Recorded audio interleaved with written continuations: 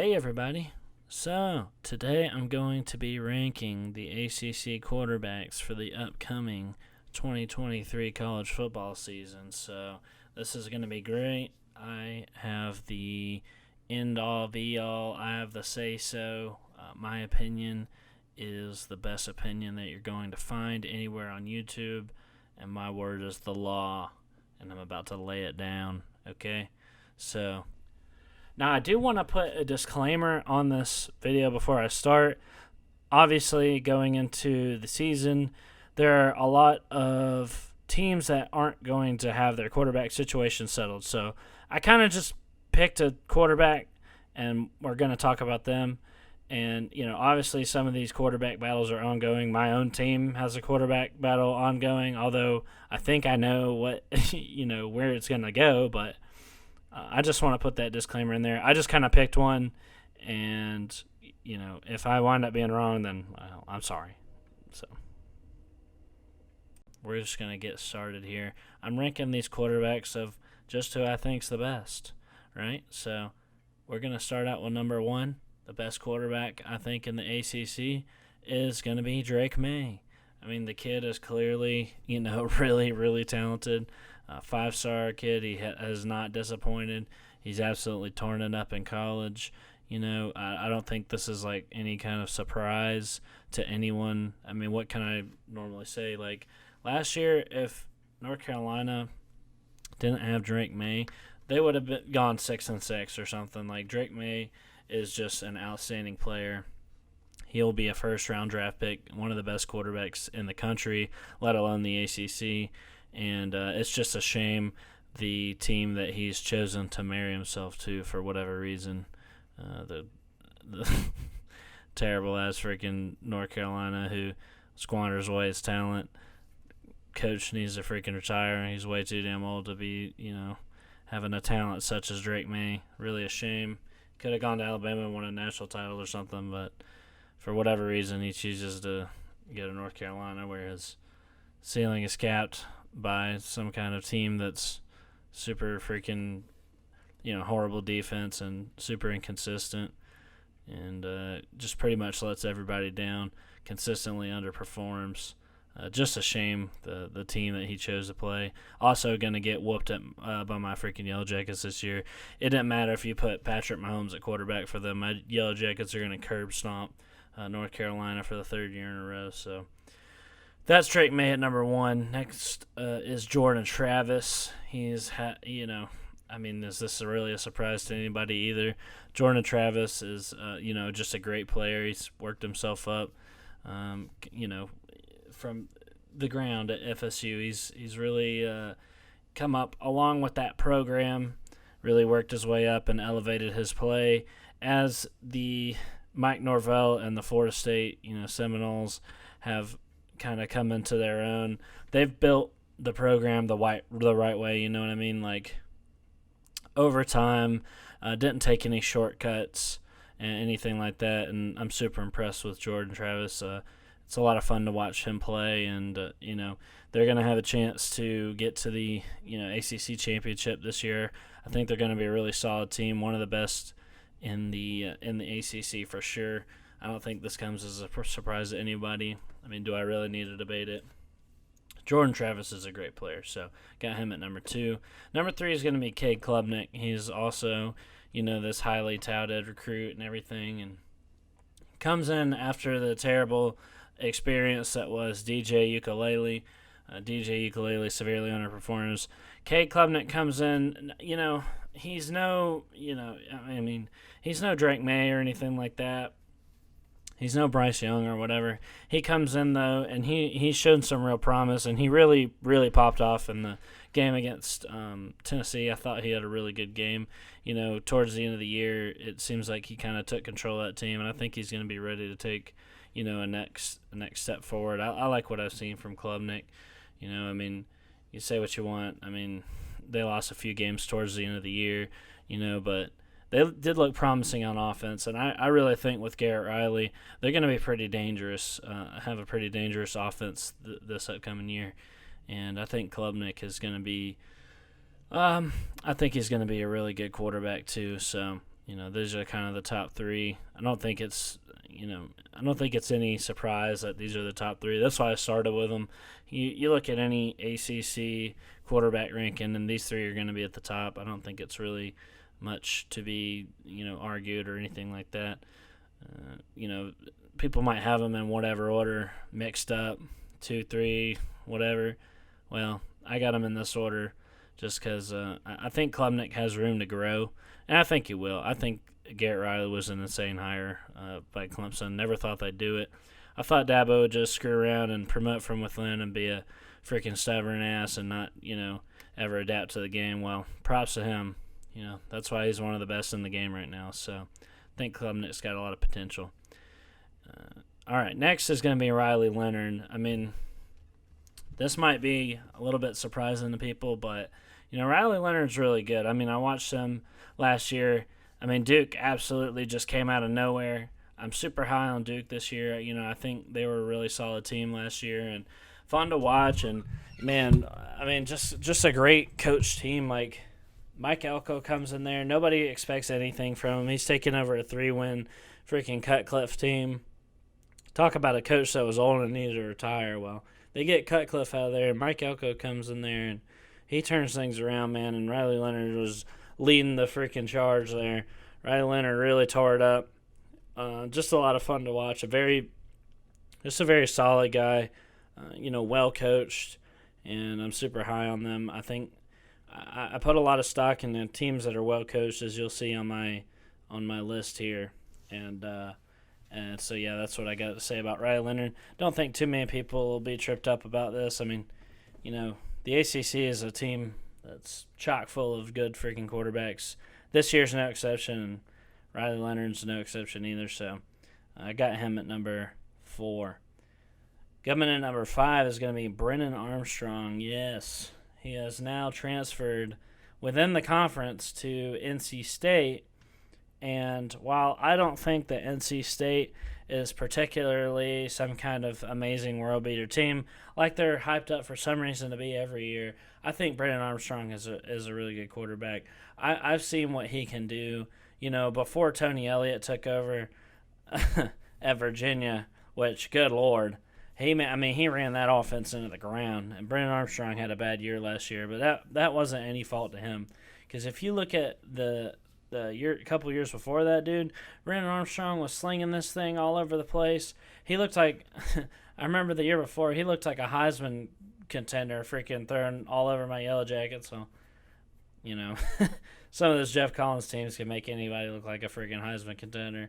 But, Brennan Armstrong, just a really solid. He's got a great arm. I think he's going to do really well at NC State. He just had to get out of that situation at Virginia. I'm high on him. I really wanted him to transfer to Georgia Tech. I would have loved to have him. He was definitely one of the quarterbacks that I was looking for us to get at the transfer portal. Of course, I'm happy with Haynes King too. Couple guys that can, throw it around and maybe scramble a little. I really like that. Brennan Armstrong's a great player, and I think he'll get drafted. I think he'll have a good year and probably get drafted in the 3rd or 4th round or something. He's just a good quarterback. I really respect Brennan Armstrong, and I wish we could have had him, but I think he'll do all right at NC State. It's just some of these teams like NC State, North Carolina, these quarterbacks are held back by their freaking the rest of their team. In North Carolina's case, it's the defense, and in NC State's case, well, I don't watch enough NC State football to know. I just know that they underperform every freaking year. What a disappointment, but I think Brennan Armstrong will have a good year and a good bit of redemption, so good for him.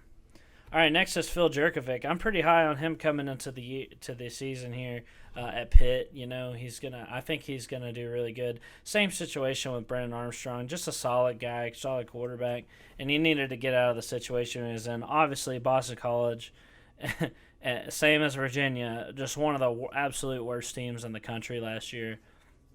What a freaking disaster it was, and and they were really holding these players back. They were really holding these quarterbacks. No, it was no fault to them. These guys, Phil Jurkovec, I remember not this past year, but the year before, they were undefeated with him at the beginning of the year. Then he goes down, and then they lose like every game, and then he comes back, and then they like went out. That happened in 2021, and I just remember that Phil Jurkovec, he's just a good quarterback, and I think him coming into this situation at Pitt, where he's going to be surrounded by, once again, a well-coached team. He's going to be surrounded, that's a really solid, like, senior team. Pitt always has, like, these old-ass players because none of them are, like, good enough to get drafted. They just stay on the team forever and ever. It's like a team full of Stetson Bennett's or something. And except it's every player. It's the linebackers and the freaking linemen and everything. They always really good on the lines of scrimmage. Which is something that Phil Jurkovec at Boston College is definitely not used to. I think he's going to do great at at Pitt, and I think he's going to be in a much better situation. And they're probably Pitt. I think. Well, you'll see when I do the ACC power rankings that I think Pitt's probably going to be one of the better teams in the ACC too. So watch out for these guys and Phil Jurkovec. Okay, next is TVD, or Tyler Van Dyke, at Miami. There's no doubt that TVD is talented, right? TVD is, he's a good player and everything. Once again, kind of a victim of the situation he's in. I mean, but it's a perpetual thing with Miami. It's like, geez, I mean, it's clear the kid has a lot of potential. I don't know if he's going to reach it or not here at Miami. You can tell that, the talent's there, and, I mean, he's got what it takes to be, to play at a high level. It's just like his team is not doing him any favors. Can Miami get to a respectable state this year? I mean, I think so. I think they could get to 7 or 8 wins or something, and TVD can have a nice year, but, I'm not actually sure how much eligibility he has left, but I just think he's another one of these guys that hasn't quite reached his potential yet, and he is, he has potential to be good this year. I've said on record, I mean, obviously I hate Miami, but I've said that I thought Mario Cristobal was a good hire, and I think that over time he will be able to get them to their back or whatever you want to call the freaking Canes. I think that'll be good for him in the long run. Especially because they can't fire him. Even if they wanted to, it'd be too expensive. So even next year, if they go 7-5 or something, they want to run him out of town, they're not going to be able to. So some stability would be nice around that program. But whatever quarterback you have, it's not going to freaking matter if you keep firing your coach every 3 years. Well, I don't think they're going to have to worry about that for a while, at least with Mario Cristobal. He's a good coach. He's got a proven track record, and I think that TVD is a chance to do some good things. Maybe not this year. If he's got eligibility after this year, that would be kind of what I'm looking for. But I've got him towards the middle of the pack here in the ACC. I think that he is, I think that he's got what it takes. It's just hasn't quite reached that potential yet. So moving on, I've got Garret Schrader of Syracuse. Now, I mean, Garret Schrader, not exactly some kind of world beater. Once again, he's kind of floating in the middle here. Not much to say. He's just, put up some solid numbers, and he, I think, is going to, well, I want to say have a good year, but you never know with Syracuse. You never know what they're going to do. I mean, they start out 7-0 last year and have some kind of epic collapse where they lose out. It's like, I don't even know what to say about Syracuse. But, they have a pretty good, just a solid quarterback here in Garret Schrader. I think he's all right. And I think he's pretty good, kind of a middle-of-the-pack guy. So I've got him here. Next is going to be Jack Plummer of Louisville. Now, Jack Plummer is kind of a proven commodity. He's had a couple of stops before. Now he's been to Purdue and Cal and, put up a bunch of numbers at Cal and passing yards. And now he's gone to Louisville. And I have no doubt that he's going to do well at Louisville because, first of all, they've got Jeff Brom there, who is a really good offensive mind. He's a really good coach, and he did great things at Purdue. I think Louisville's made a good hire. Will it be enough for this year. I'm not so sure. They had a ton of turnover on their staff, and, obviously we'll have a much better picture once the season starts, but you just never know with these first-year head coaches and how it's going to go with all this turnover. They had a ton of players leave in the transfer portal and a ton of players, come in through the transfer portal. So he's got – and, Jack Plummer is one of them. He comes from Cal. He comes in through the transfer portal. So it's going to be his first year there. Can he gel with, his receivers and stuff? That's yet to be seen. I think he's just a solid guy. I think he's got potential to move up this list, in the next coming years in the ACC. And, also Louisville is quarterback U. I mean, they have insane quarterback after insane quarterback coming out of there for whatever reason. They're losing Malik Cunningham, and they're bringing in Jack Plummer. He's going to be good. He's a Louisville quarterback. If not, then they'll find some other freaking quarterback that's going to be amazing for whatever reason. Doesn't mean the rest of their team's going to be good, but they always got good quarterback play. But he's got potential to move up. I just got him down here. These are all. I haven't named a bad quarterback yet. I'm about to get to the bad quarterbacks, but we got one more good quarterback here on this list, and it's my man Zach Pyron. Yeah, come on. Zach Pyron, I would love to put him at number one. I'd love to put, he's number one in my heart. I'm a Georgia Tech fan, obviously, so love to put Pyron higher, but, he only played for 2 games last year, or 3, and, he made some freshman mistakes. He was a true freshman. He's got to, like a few others that I mentioned on this list, he's got room to move up, and I think he's got what it takes. As far as the ACC, though, it's a stacked freaking conference about quarterbacks, so, you come in there as a true freshman and play like 3 games, this is about where you're going to end up. Although I liked what I saw out of Zach Pyron, anybody that watches me knows I've got faith in him. A lot of people think that Haynes King is going to be the starter for whatever reason. I guess because nobody really paid attention to Zach Pyron. If you weren't paying very close attention to Georgia Tech football, then you probably don't even know who Zach Pyron is. Basically, he's just a freshman. He came in for a few games before he broke his freaking clavicle. And, he's a gutsy kid. He plays hard. He's pretty accurate with the football, and I have faith in him. He's not afraid to freaking tumble around and run for extra yards and push to it. Well, that's what got him freaking hurt against Miami, so could be to his detriment sometimes. Hopefully he's a little more careful this year and doesn't get hurt. But, I do anticipate him to be the starter. He's Key's boy, and he's got experience with the guys and everything on the team. And I like what I've seen out of him. So he's going to be a true sophomore this year. Plenty of room to move up and come into his own and improve. He made a lot of mistakes, but he was absolutely just thrust into the position last year. You know what I mean? So he didn't really have any time. They pulled him off the scout team last year. But he was he played great for that circumstance. No, he was never supposed to play last year. So, the fact that he was able to come out and do what he did was great. So, I'm expecting him to be able to improve himself and move up this list in the future. And that will pretty much, we got maybe one more good one. Let's see.